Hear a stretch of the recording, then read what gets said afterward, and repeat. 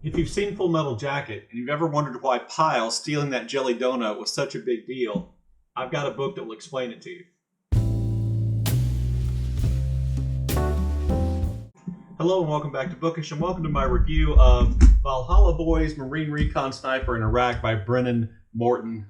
Brennan was kind enough to send this book to me. If you've seen MJ's interviews with Brennan over on her channel, I'll leave a link below. You know that MJ and Brennan were friends, and it's through MJ that I acquired a copy of this book, and I read it, and I wanted to review it here. Today is the day it's being released by Casemate Publishers, who's the publisher of my book, MacArthur's Bloody Butchers, as well. And, you know, I was really interested to read it because military history, and particularly soldier stories, is something that I am really interested in. So I wanted to read the book, and I thought, well, I'll read the book, and if I like it, I'll do a review. If I think it's good, I'll do a review. And I thought it was very, very good. I've read a lot of books like this, not so much about written by soldiers who were involved in the war in Iraq or Afghanistan, but certainly Vietnam, Korea, World War II, and then a whole lot of books by men who were involved in World War I. And so this is something that, you know, is an area of interest in my reading. It's an area of academic interest to me. And so I read this book, and I was really kind of blown away by Morton's ability to really convey the emotions, the experience, the tension involved in being a soldier in the United States military, you know, in the last 20 years or so, and specifically being a Marine Recon Sniper. In other words, a member of Special Forces. So there are a couple things about the book that I think, you know, are important to understand. You know, military history, like almost all genre terms, is kind of a broad term, and it covers all kinds of things, from books that are kind of broad overviews of wars or specifically focused on one battle, books that focus on troop movement and strategy and, you know, things like that. And then there are things that are called military history, which really are the stories of individual soldiers. Well, Valhalla Boys is that second thing.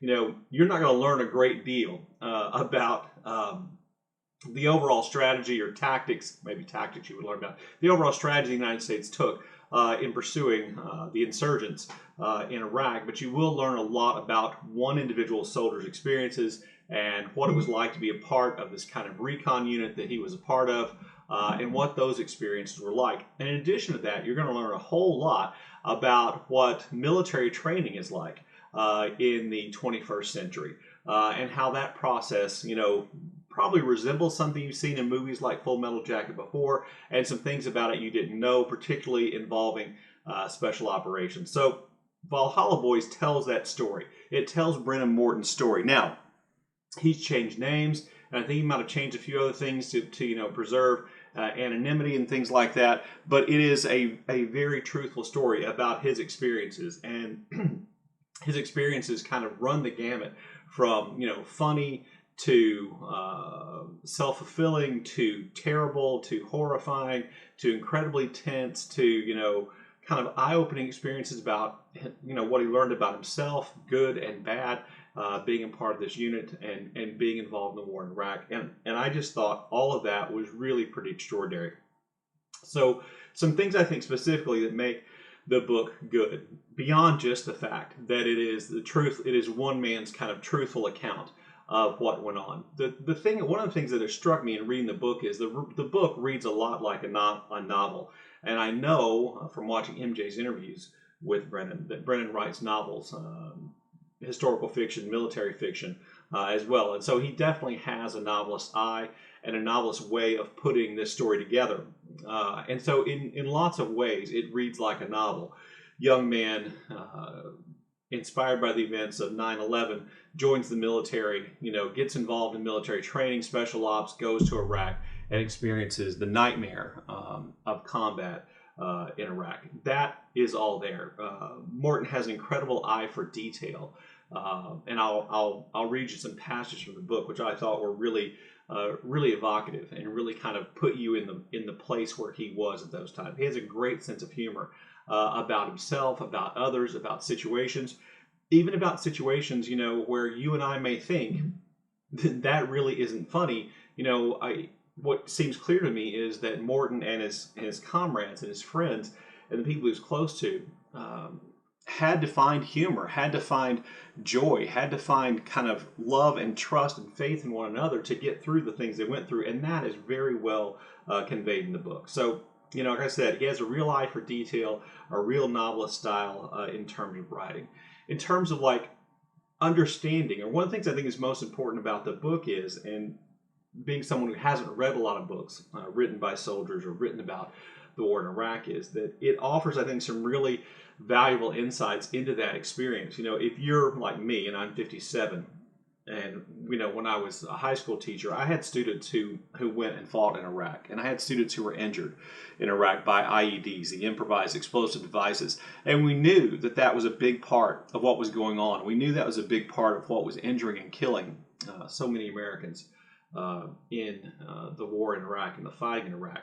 But this book really brings home exactly how that worked, exactly how terrifying that was, exactly how, you know, not to make it sound like I'm saying the Iraqis were doing something great, but how effective that could be at slowing down American military progress and those kind of things. It provides those insights. It provides insights into, you know, he literally puts you inside a Humvee with him and, you know, four of his comrades, you know, as they're on patrol, as they're looking and scanning carefully, you know, engaging with the enemy and worrying about IEDs. It puts you in that situation, you know, so that you feel like you're there. And that, I think, provides insight. It provides insight, I think, into how frustrating that was. Now, I've never read a military, a memoir or book written by a former soldier that didn't explain or didn't go into the frustration that they felt with limits put on their ability to be successful, with, you know, higher command. That's just kind of part of the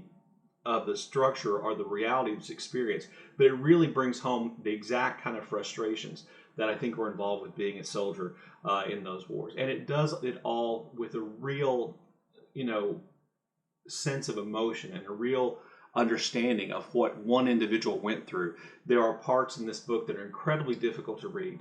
There are, you know, scenes of graphic violence depicted. There are scenes where, you know, Morton is going through almost kind of a hallucinatory, dreamlike state because he had to become so dissociated, or become so dissociated from what's going on around him because of the nightmare in which he found himself. And I just think it all works really well to make this a really well-written, well-organized, well-thought-out example of a book by a soldier about their experiences in war. And so I just wanted to read two passages for you to give you some idea about Brennan's ability to write, I think. And neither one of these are going to be graphic violence, even though the first is a somewhat disturbing image. He held the crippled boy like a towel. The boy's arms and legs dangled uselessly over his father's arm, one of each on either side, while his father balanced the diaper-clad child on his forearm. If it were not for the crook of his father's elbow acting as a resting place, the boy's head would have dangled as aimlessly as the rest of his body. That's what I mean by an eye for detail and a real ability to describe things. These passages happen all throughout the book, and so this one may seem a little bit more mundane, but I thought it was just really well done at conveying and putting you in the place in which this action is happening, particularly since we are talking about the war in Iraq, which I think most Americans who have never been there, didn't serve, think of as being kind of like a desert. As a matter of fact, when he's in training, it's described as a sandbox. But you know, one of the things he finds out is it's not always like that. So this is a passage just describing the terrain and the difficulty it can provide. The soil of the lush green fields absorbed the morning rains like a black sponge, turning it from a cracked, dry surface hard as cement into a slate soup that would suck a boot off and dry as hard as glue on everything it touched. Foot patrols became slow, messy affairs that felt like some kind of nightmare in which no matter how hard we tried to move forward, our cumbersome weapons and equipment weighed us down to a slogging crawl. Patrol times doubled as dry irrigation ditches turned into impassable mires of unknown depths. That really reminded me of some of the writing and some of the scenes that are described in Tim O'Brien's The Things They Carried book, which, you know, is, in my mind, really high praise. And so I just want to end up by, you know, encouraging you, if this is the kind of book you think fits within your reading, something you'd be interested in terms of the subject, I think this is a great example of, you know, the memoir of a soldier who fought, who experienced trauma, came back to write about it, and wrote about it incredibly well. Anyway, there you go. If you have thoughts about this book or about my review, please leave those in the comment section down below. And as always, thank you for watching.